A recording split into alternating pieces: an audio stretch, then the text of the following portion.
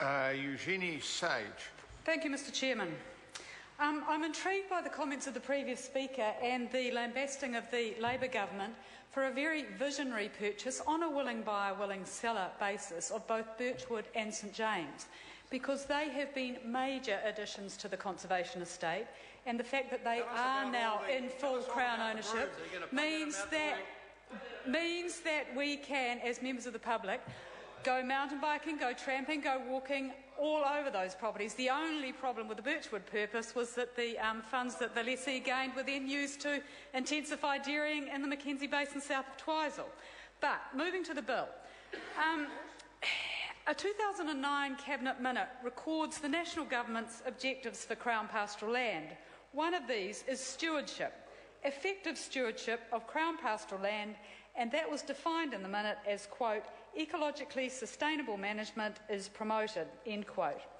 But parts 1 and 2 and 1A of this bill are a missed opportunity to promote ecologically sustainable management through the rent setting process.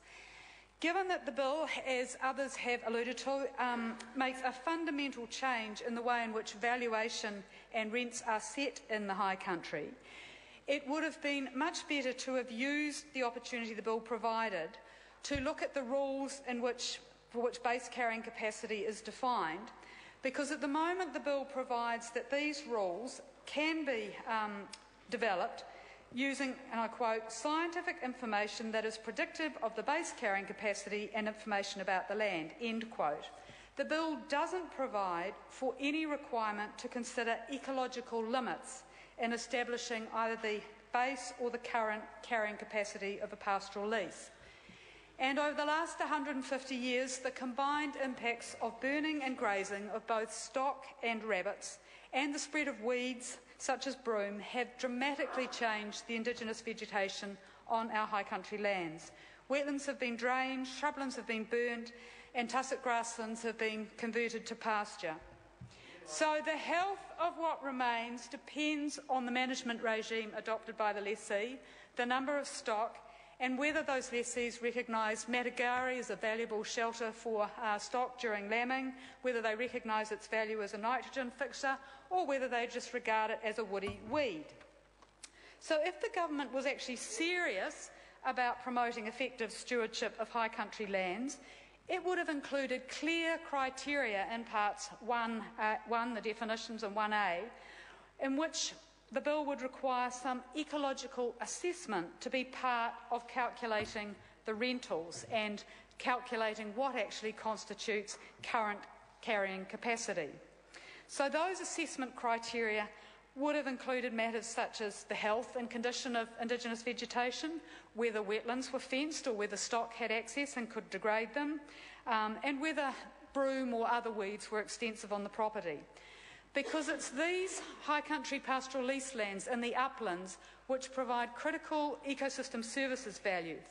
And research by Professor Sir Alan Mark and others in the Otago uplands has highlighted just how important tussock grasslands are in maximising water yield. And that's because the very long, fine foliage of snow tussock plants can collect fog droplets much more effectively than exotic vegetation such as grasses and pines. So this, combined with the very low evapotranspiration of snow tussocks, means that less water returns to the atmosphere and there's more water that can seep, trickle and flow downstream when you've got tussock grass and cover in the uplands rather than pasture grass or pine trees.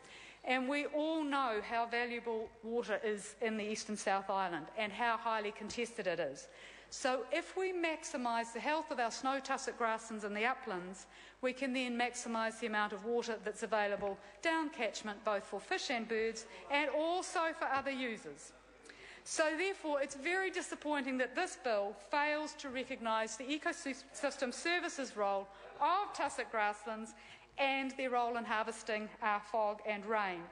And the fact that the bill in neither parts 1 nor 1A includes any requirement that there be an ecological assessment to determine what constitutes current carrying capacity. And that, if that was in there, it would ensure that the number of stock that the pastoral lease could carry had some regard to what the land could actually sustain. And the words in Clause 23A are very general. There is a reference to scientific information and information about the land, Mr. Chairman. Eugenie Sage. If it was the government's intention that those very general words did include an ecological assessment contributing to the establishment of current carrying capacity, we would welcome some elucidation from the Minister about that. Thank you.